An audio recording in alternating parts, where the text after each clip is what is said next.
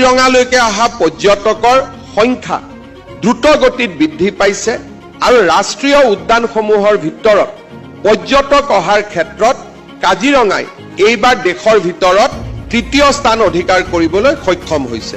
আগতে আমি সেই স্থানত নাছিলো, এইবাৰ আমি তৃতীয় স্থানত আহিব পাৰিছো আৰু অসমলৈ ধৰ্মীয় আৰু নেচাৰেল টুৰিজিমৰ কাৰণে যথেষ্ট ঘৰুৱা পৰ্যটকো আহিব আৰম্ভ কৰিছে।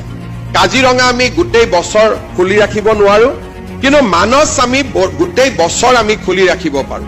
ঠিক সেই ধৰণে অসমৰ পাহাৰ নদী জান জুৰিয়ে আমাক পৰ্যটনৰ অপূৰ্ব সম্ভাৱনা দেখুৱাই দিয়ে।